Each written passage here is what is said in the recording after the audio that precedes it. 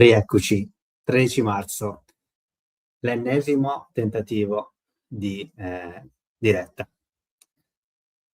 Quanto stress queste telecamere. Ragazzi, se mi sentite, o insomma, appena arriverà qualcuno, le chiederò nuovamente se mi sentite, perché veramente sta diventando una cosa assurda il fatto di provare delle registrate e poi delle dirette e poi non avere magari la persona che ti sente di fronte o piuttosto che il video che magari è un po' sfasato. Ecco, vedo che c'è arrivata già una persona. Se mi sentite, per favore, se è tutto ok, magari mettetemi un commento, perché mi aiutate a non parlare per 30-40 minuti. Grande Angela. Questa volta Angela si sente bene, mi vedi muovere le mani in modo fluido? Mi sembra di sì, perché altrimenti è inutile che vada avanti a parlare per 30 minuti che poi non mi sentite. Vediamo se è tutto ok. Intanto inizio il discorso, perché è molto simile al discorso che ho fatto ieri, però poi ho dovuto cancellare la live oggi, perché qualcuno mi diceva che non si sentiva. Io dalla mia parte la sentivo, cosa stranissima. Dal mio cellulare io lo sentivo in registrata, e poi però l'ho dato alla mia ragazza e anche lei non lo sentiva. E a questo punto ho detto, senti, rifacciamo la diretta. Che è una cosa che, per carità, non è che mi pesa moltissimo, è un po' frustrante, magari il fatto di parlare a vanvera per 30 minuti. Ecco. Allora, per chi non era presente ieri, ho parlato di sistema immunitario e di dolori persistenti. I dolori persistenti e il sistema immunitario vanno a braccetto, nel senso che il sistema immunitario si abbassa in sistemi nervosi che sono ipersensibili. Ed è, penso, una cosa abbastanza, diciamo, facile da capire, no? Se un sistema nervoso rimane in costante allerta, produce quindi molta energia, dopo un po', dopo i 3-4 mesi, questo sistema non è più efficiente come un sistema che, diciamo, rimane equilibrato. E quindi anche il sistema immunitario avrà meno energia e si sentirà in un certo senso sotto attacco, come se ci sia una sorta di invasione di virus o microbi, infezioni. Infatti questo è molto chiaro il meccanismo del sistema immunitario quando è presente un cancro, virus, infezioni o problemi immunitari, quindi sistema nervoso che è in tilt totale. Abbiamo tantissime ricerche su questo che spiega come le difese immunitarie si abbassano, siano meno efficienti, ma con i dolori cronici questo non è chiarissimo, o meglio, non è stato chiaro fino a poco tempo fa e piano piano adesso ci sono sempre più studi che attestano questo meccanismo, insomma, di esaurimento una riduzione o esaurimento delle cellule T, le cellule killer, insomma, del sistema immunitario, che ci servono, sono vitali per avere un sistema immunitario sano. In un sistema nervoso ipersensibile, quindi anche dolori cronici e sintomi persistenti, questo è stato studiato attraverso uno studio che metterò nei link in descrizione, dove si vede chiaramente una sorta di abbassamento delle difese immunitarie. Non è a caso che molti di voi che stanno a dolori persistenti o comunque sintomi persistenti da molto tempo vadano incontro a frequenti insomma, influenze, eh, eventualmente anche senso di febbre, senso di cambio di temperatura corporea sovente, okay? Quindi il sistema immunitario è basso, non è efficiente. L'unici, in base alle statistiche che abbiamo in questo studio che vi sto riportando, che poi per quelli che sono più interessati ai dati, ai numeri, vi metterò il link in descrizione, è uno studio molto curioso, molto interessante, perché va a dire, insomma, che il problema del sistema del dolore cronico è un problema molto più vasto di quello che si pensava. Quindi non è solo relativo al cervello, ok? Ma anche a tutti gli altri fattori che vanno a influenzare il sistema nervoso. Esempio, sonno, movimento fisico e dieta. Nel mio canale ne ho parlato molto riguardo a questi tre principali, che sono i tre principali fattori, oltre la causa che è lo stress psicologico e le paure. Ma anche il sonno, se il sonno è equilibrato, un sistema nervoso è più equilibrato. Se la dieta non è equilibrata, un sistema nervoso non è equilibrato. Se il movimento fisico non è presente, c'è un rischio sul sistema nervoso. La stessa cosa sullo stress psicologico. Se sentiamo stress e paure e preoccupazioni per molto tempo, abbiamo il rischio di contrarre, insomma, eventuali altre problematiche, sia in ambito di virus, infezioni, ma anche di potenzialmente andare ad aggravare una situazione di sintomi persistenti. Ok, l'11%, tra l'11 e il 40%, in base a questo studio, sono le persone che soffrono in tutto il mondo, sono le persone che soffrono di dolori persistenti. La maggior parte sono donne.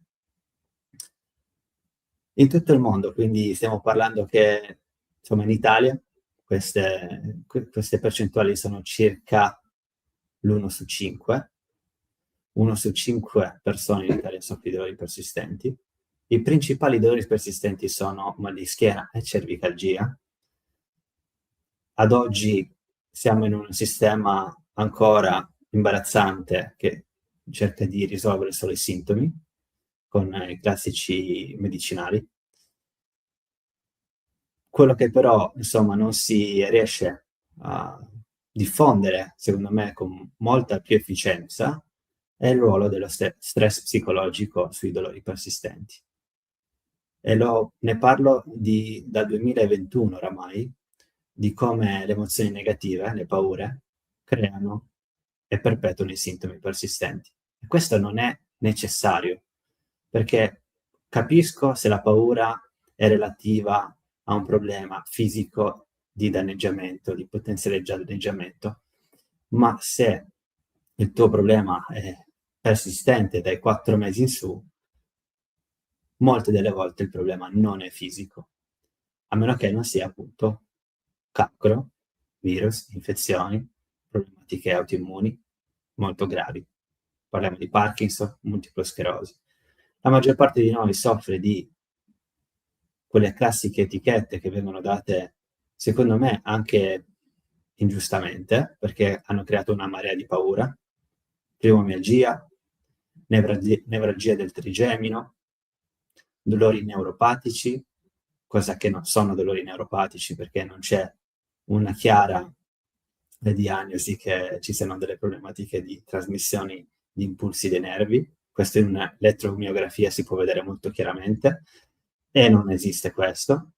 Quindi tutto il mondo, la ricerca scientifica ad oggi del 2026 chiama questi dolori o questi sintomi primari o sintomi neuroplastici e sono più comuni di quello che vi aspettate. Anche se voi dalla vostra parte pensate di avere una problematica unica, non è risolvibile, perché ne avete provate di tutti i colori, il problema invece è molto più comune rispetto a quello che pensate e crediate. La nostra stella polare, insomma, il nostro obiettivo se soffriamo di dolori persistenti, sintomi persistenti, è nel andare a preoccuparci non tanto del sintomo, ma dello stress psicologico, movimento fisico ed eventualmente dieta e sonno. Non tutti soffrono di insonnia, la maggior parte però sì. Direi che 1 su 2 con dolori persistenti, per quelli che io ho seguito nella mia carriera, che è breve, ok? 1 su 2 soffre di insonnia, tutti soffrono di stress psicologico, non solo relativo al sintomo, perché questo anche crea eventualmente stress psicologico, il proprio sintomo, la credenza che te lo devi portare tutta dietro una vita, quello crea sicuramente uno stress molto molto forte nel corpo, e il mio ruolo qui è tranquillizzare tutte quelle persone che hanno diagnosi come ernie, discopatie, artrosi, qualsiasi cosa che uno può pensare sia lì, ma non ha assolutamente nessun senso di essere correlato al proprio dolore, perché i dolori da ernie non si comportano come si stanno comportando nel tuo caso, e i casi sono sempre molto molto molto simili. Ne voglio per dire, ho appena fatto una consultazione oggi con una persona insomma che soffre di una variegati sintomi, e uno come fa a capire se il sintomo è neuroplastico, quindi dato da un sistema nervoso e da paura e da preoccupazioni, da senso di controllo, da alta responsabilità, da obblighi, piuttosto che da problematiche fisiche. Lo si vede in base alla propria storia. Se andiamo nella prima parte di ogni storia di persone che soffrono di dolori persistenti, stiamo vedendo una persona, insomma, che sta subendo, ha subito o ha attraversato un periodo di grande stress, che può essere magari 10 anni fa, ok? Dove magari c'è stato un cambiamento nella propria vita, esempio, nascita di un figlio, cambiare lavoro, cambiare casa, quindi cambiare continente, morte o lutto, perdita di una persona, e da lì il sistema nervoso alza il volume, alzando il volume delle sensazioni, quindi si inizia a sentire ansia, si inizia a sentire un groppo allo stomaco, un nodo alla gola, si inizia a sentire dolori sparsi nel corpo, si inizia quindi a diminuire anche l'intensità dell'attività fisica. Molto probabilmente stiamo parlando anche di persone che erano già attive dal punto di vista di movimento fisico, che hanno iniziato a decrementare tutte queste attività dal momento in cui i sintomi sono presenti. Questa persona, per dire, soffriva di dolori pelvici, zona insomma inguinale, testicolo, piuttosto che mal di schiena.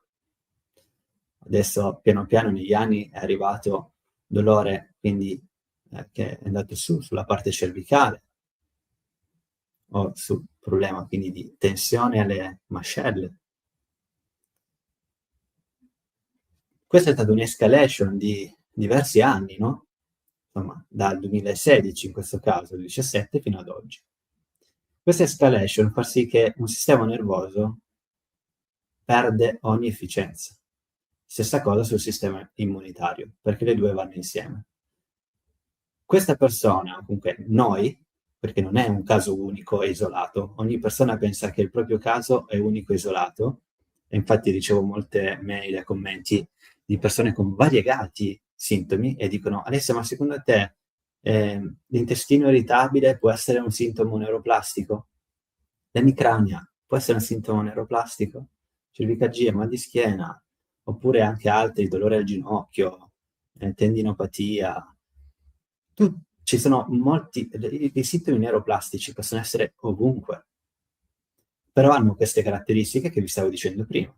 Nascono da un momento molto stressante, vanno a muoversi durante questi anni o mesi, nel senso che prima sento tutta ansia, poi diventa tutto dolore allo stomaco, poi diventa tutto mal di schiena, oppure mal di schiena e ansia, oppure cervicalgia e mal di schiena, dolori che vanno su e giù durante i mesi, settimane, anni. Ci sono eccezioni in cui certi periodi io non ho sentito nessun dolore, o sono stato bene, guarda caso perché le mie paure o le mie preoccupazioni erano basse, oppure perché ero talmente occupato in una azione, in un compito, ad esempio molte persone che seguo sono anche artisti, e quindi magari andando a pitturare un quadro, nel momento in cui stanno facendo quell'azione, si dimenticano dei propri dolori. Ora, secondo voi, una problematica grave, no? Data da qualsiasi cosa, ernia, protusione, qualsiasi cosa, quelle cose che vi hanno detto i medici per mettervi un po' di allerta, insomma, perché giustamente qualcosa di fisico si trova sempre, giusto? A quel punto tu, mentre che stavi facendo questo quadro, non senti assolutamente nessun sintomo. E tu dirai, ma non lo stavo sentendo perché non ci stavo facendo attenzione? Oppure c'era qualcos'altro? Infatti, la risposta ce l'hai già tu all'interno. Non lo stavi sentendo perché non facevi attenzione al sintomo. L'attenzione si è ingrandita molto negli ultimi mesi o anni, dipende da quando hai questo sintomo. Le caratteristiche di queste personalità che soffrono di questi sintomi sono tutte molto simili. Perfezioniste, vanno in ipercontrollo su tutto, senso di grande responsabilità che hanno nel proprio lavoro o rispetto a un'altra persona. Hanno degli obblighi e questi obblighi non possono essere portati giù. Non possiamo spezzare questi obblighi. Perché? Se non sono in super controllo, se non rispetto questi obblighi, se non mi metto tutta questa responsabilità addosso, qualcosa succederà di sbagliato. Questo è l'ego. L'ego dice, se non fai così, qualcosa di sbagliato succederà. Sappiamo che queste personalità, io sono una di queste, o sono stato una di queste, sono personalità che hanno voglia di raggiungere grandi livelli, successo, comunque tante soddisfazioni, insomma, arrivano tante soddisfazioni da queste personalità, in ambito lavorativo soprattutto. Il problema è che dopo un po' la corda, non dico che si spezza, ma inizia a disintegrarsi quando tiriamo troppo la corda. E non è una colpa, ok? Il fatto di tirare troppo la corda. Il fatto è che non abbiamo capito adesso, oggi, che non c'è nessun problema nel tuo corpo. Quando parliamo di sistemi nervosi ipersensibili e quindi dolori persistenti e cronici, non c'è nessun problema nel corpo, lo ripeto, non c'è nessun problema nel corpo. Perché? Perché non è un qualcosa di strutturale, fisico, che si può vedere da una risonanza magnetica. Non possiamo vedere il volume del tuo sistema nervoso da una risonanza magnetica semplice. Esistono risonanze magnetiche funzionali in ambito di ricerca scientifica che vengono fatte nel cervello e lì si può vedere eventualmente un'attivazione maggiore rispetto a un cervello che ha un sistema nervoso più equilibrato. Quando il sistema nervoso è in iperattivazione, in ipercontrollo, in ipervigilanza, non vuol dire che è danneggiato e non esiste nessun danneggiamento. I tuoi comportamenti però adesso non rispecchiano e non sono basati su questa credenza che il tuo corpo è ok. Perché giustamente dopo un periodo di grandi dolori e stress, i tuoi comportamenti sono cambiati. Inizi a non muoverti più, inizi a togliere qualsiasi attività sociale e questo però non rispecchia poi quella realtà che c'è all'interno.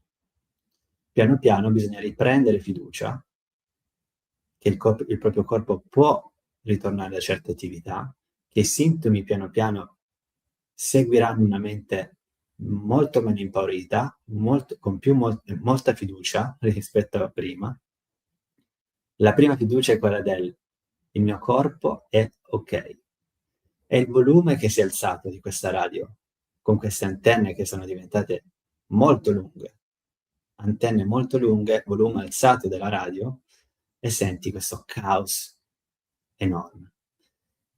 Molti di voi, molti di noi cercano di spegnere i pensieri perché costantemente hanno questi pensieri negativi, negativo, negativo, negativo.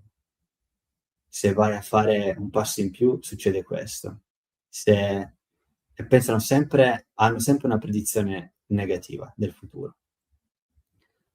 Non si può, non si può abbassare subito il volume del cervello, così, con uno schiocco di dita.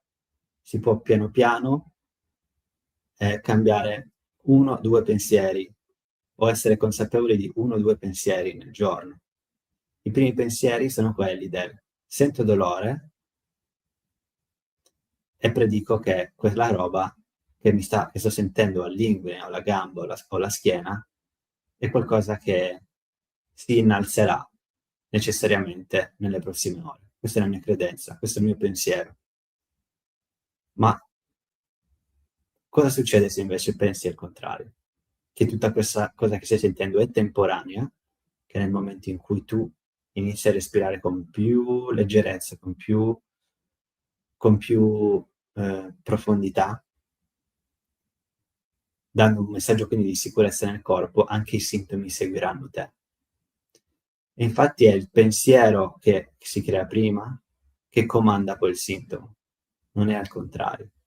Ora però sei in un ciclo vizioso di pensiero negativo, sintomo negativo.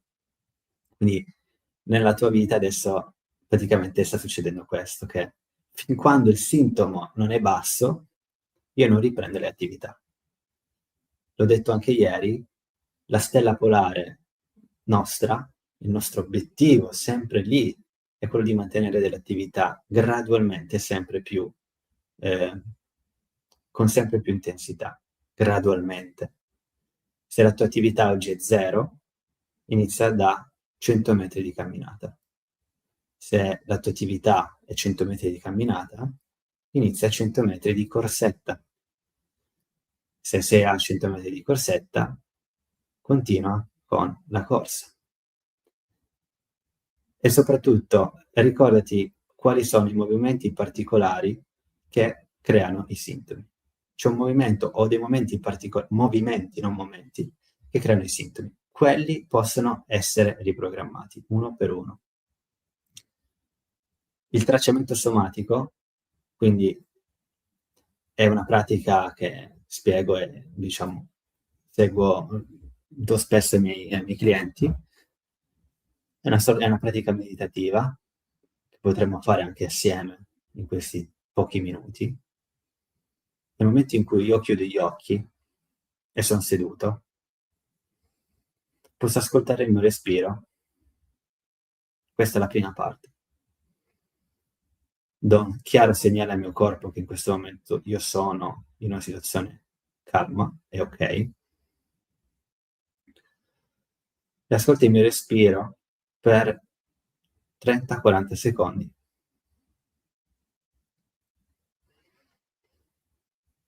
Ispirazione e espirazione. In questo momento i miei pensieri gireranno, non li posso andare a portare fuori.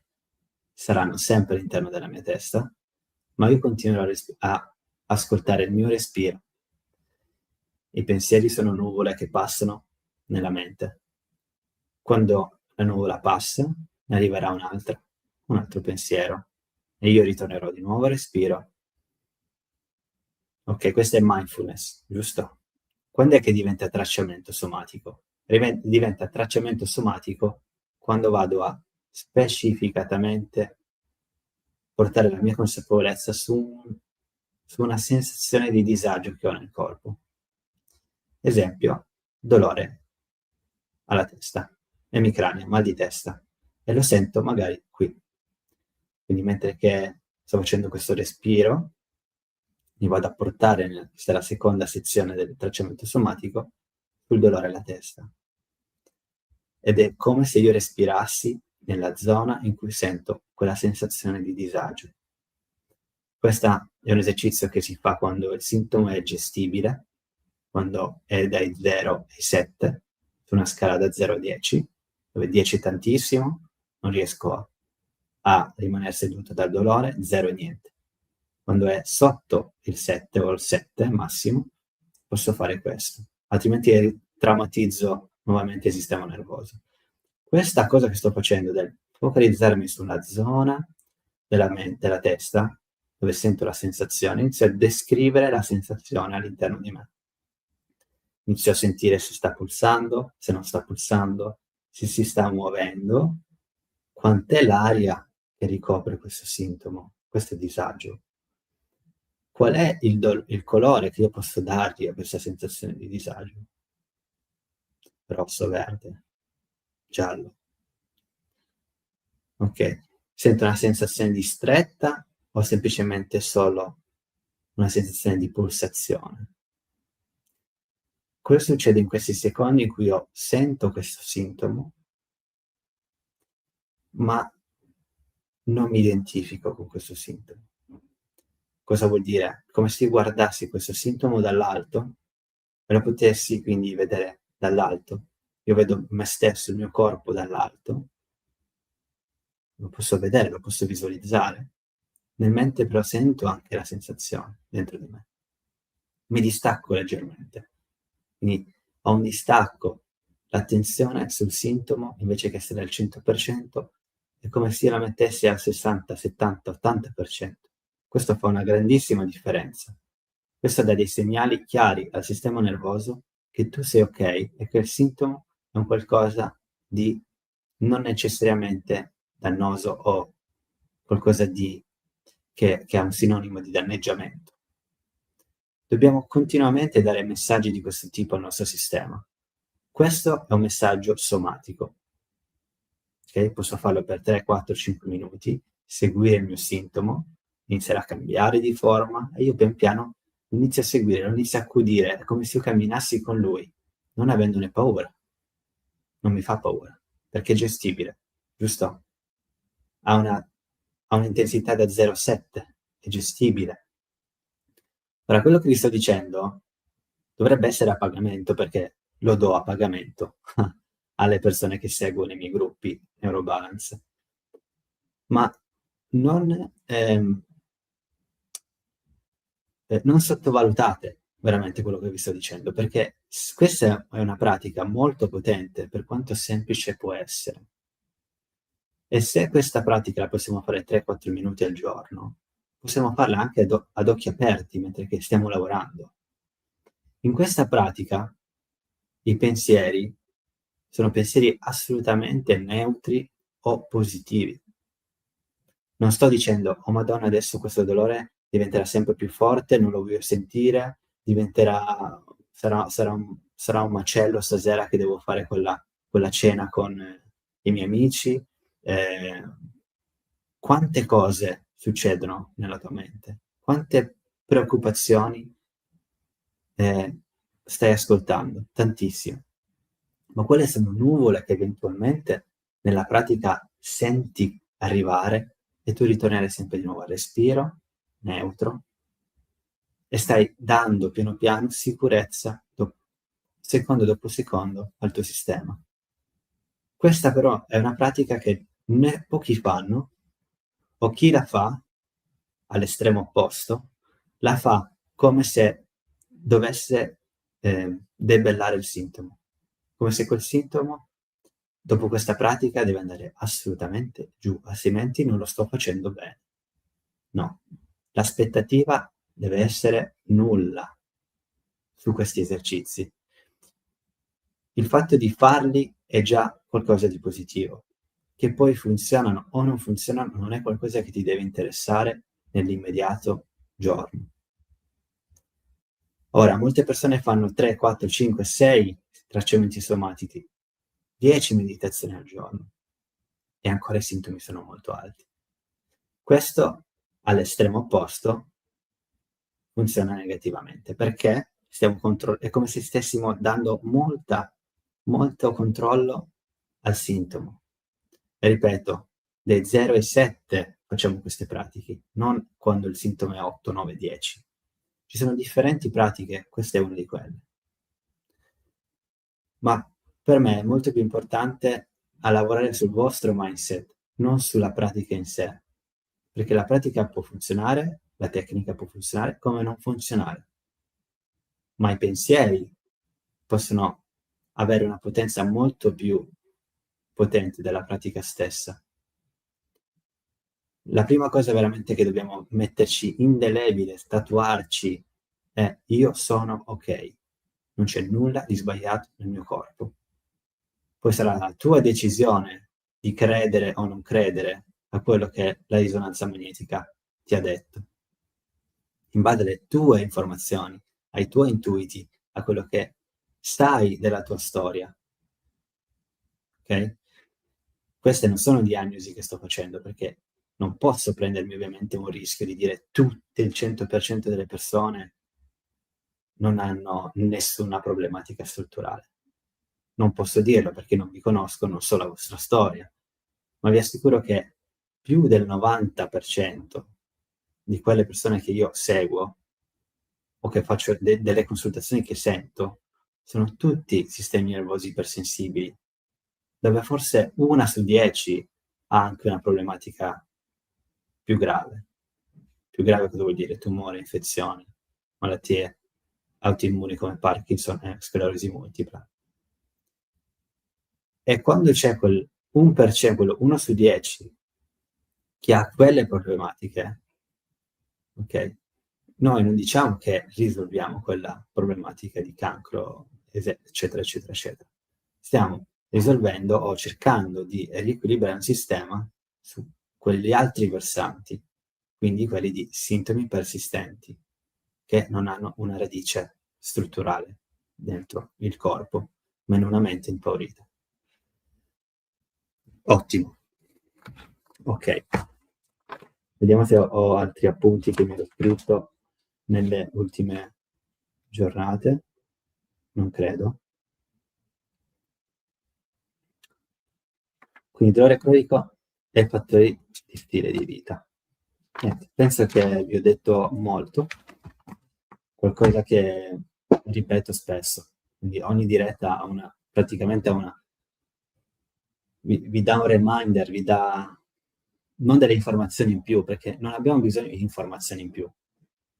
Abbiamo bisogno di rassicurazioni costanti, che possono arrivare dall'esterno, ma è utile che arrivino dall'interno. Okay?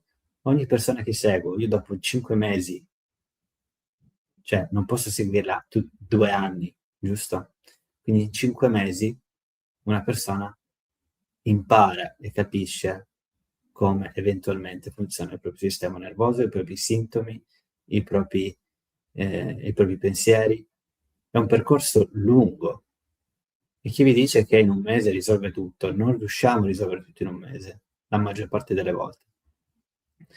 È un percorso lungo con grandi ricadute, con tante ricadute. Ora, la differenza la fa nel circondarvi di persone che capiscono la vostra situazione e non di gruppi Facebook pieni di persone negative che parlano solo di farmaci, parlano solo di quello che non va e di quello che non ha funzionato per loro. Perché nessuno sarà in quei gruppi Facebook a salvarvi. Nessuno. Anche il fatto di ho provato di tutto ma nulla ha funzionato è una frase negativa che non vi porta da nessuna parte. Avete provato tutto quello che avete potuto provare e forse non avete provato a lasciare andare quelle paure che tanto, insomma, vi siete affezionati. E lo so che non è non è una colpa vostra, però non è neanche qualcosa che qualcuno da fuori può prendervi e tirarvi fuori così. Ok? Allora, Stefano, grazie molto, interessante, sono molto insicura con nervi e problemi intestinali, stress e ansia. L'insicurezza, stress e ansia sono appunto quelle radici dei sintomi. Ci sono 2 radici principali, stress e ansia per problematiche esterne a te, quindi problematiche di relazioni, qualcosa all'esterno di te, e qualcosa all'interno di te, ovvero i tuoi sintomi. Dobbiamo capire quanto dobbiamo credere a tutto ciò, quanto dobbiamo autosabotarci su tutto ciò. L'ansia, lo stress e i problemi intestinali sono cose molto collegate una con l'altra, e ti invito, Stefano, a provare uno dei tapping kit che trovi nel mio sito web. Anzi, fai quello gratuito direttamente. Se scrivi tapping per l'ansia, puoi provare quello e vedere come va. Tapping per l'ansia è uno degli ultimi mesi che trovi sul mio canale. Provalo per, direi, un mesetto, 3 settimane, e di come va. Vediamo, hai scritto un'altra cosa. Confermo, ho provato lo yoga e i massaggi mi rilassano, però pure uno psicologo. Che a mio parere, insomma, tutto può funzionare, tutto può darvi una mano, ma dobbiamo riconoscere quando poi diventa qualcosa di cui noi possiamo essere dipendenti. Okay? Cosa succede se lo yoga non c'è più? Cosa succede se lo psicologo non c'è più? Cioè, quelle cose che noi stiamo facendo devono darci degli strumenti che possiamo sempre tenere con noi. Per dire, oggi ho fatto una consultazione con una persona che ha seguito Qigong. Il Qigong, per dire, è una pratica, non so, magari equiparabile o comunque vicino anche al mondo dello yoga, e sono cose che possono darci grandi supporti, perché siamo noi dall'interno che equilibriamo il nostro sistema nervoso, invece che un massaggio che è molto, molto meno, molto più rischioso, ma non perché ti va a danneggiare, ma perché non ti insegna assolutamente nulla di te. Lo dice un ex massaggiatore. Sì, vai a vedere, Stefano, il tapping EFT. Se scrivi Veneziano Les, tapping EFT ansia, vedi l'ultimo, provalo. È una sorta di test, molte persone hanno avuto dei grandi benefici da quello. E poi, se vuoi, puoi accedere al tapping kit, che è un qualcosa un po' più di strutturato, insomma.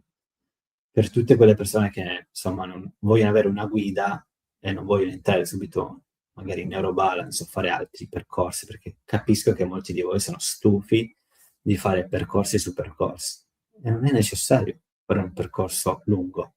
Potete sperimentare, se siete all'inizio, quello che funziona per voi. Molte delle persone che non ho neanche io seguito di prima persona sono migliorate semplicemente con le meditazioni, semplicemente portando la meditazione all'interno della propria vita. Ma qualcosa come una meditazione al giorno, non parliamo di 3 meditazioni al giorno, cioè 10 minuti al giorno solo di meditazione. Dopo un po' la persona non ha neanche più bisogno di quella meditazione mia, magari sono semplicemente 5-10 minuti di respiro. Oppure altre persone pregano e basta. Ok?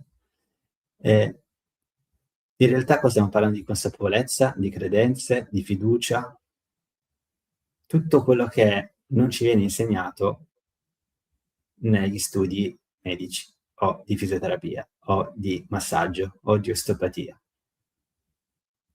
Perché ci hanno insegnato a essere dipendenti da una pratica fisica, perché è più facile. Uno perché vende, l'altro perché eventualmente ti fa sentire bene nell'immediato.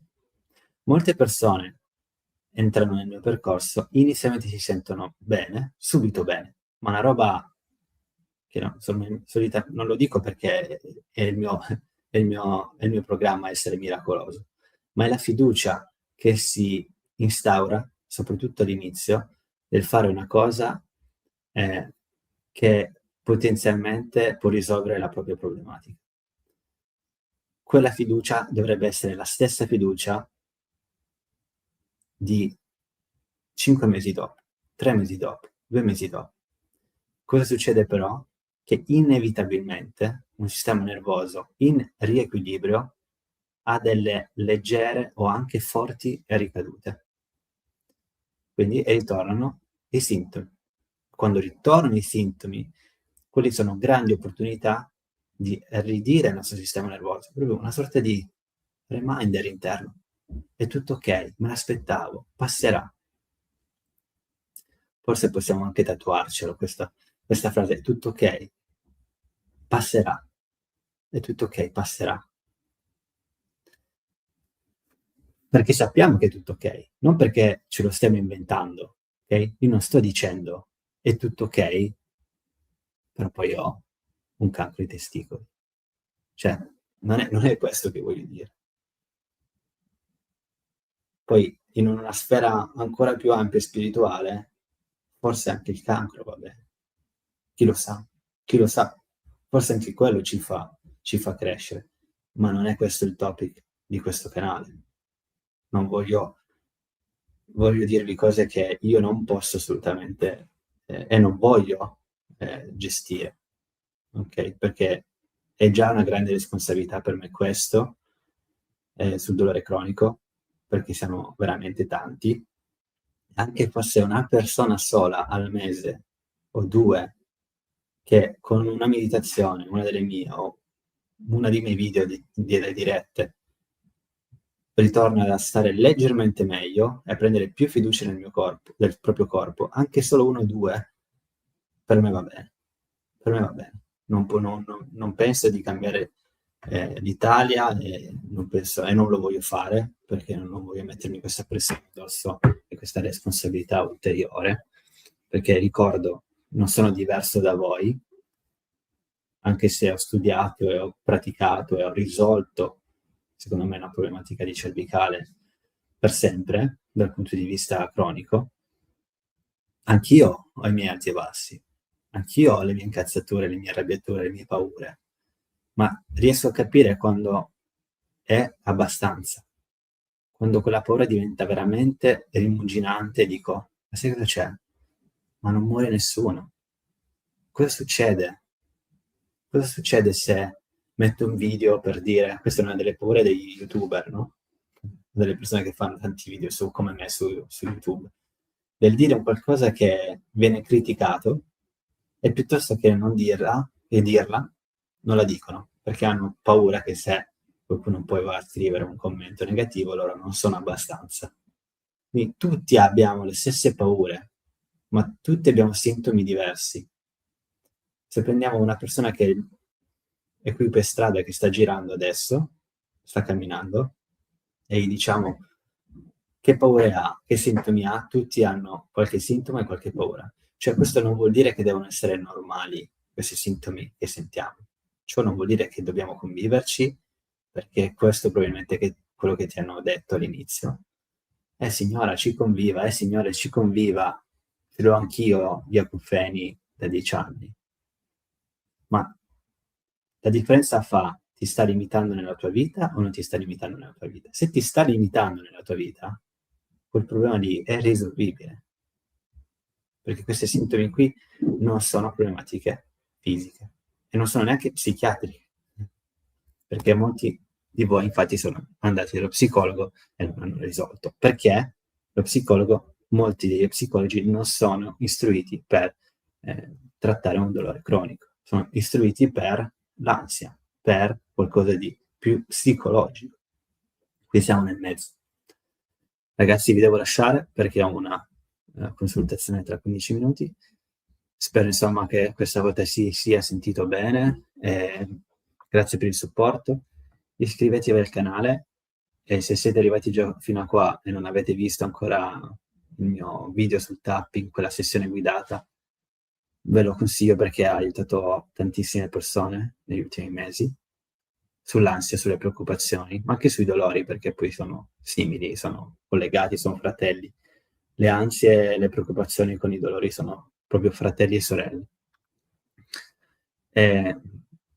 Si può guarire, soprattutto non sono malattie queste, no? E non sono problematiche che vi dovete tenere tutta la vita. Ce la si fa, ok? Alla prossima, buona serata.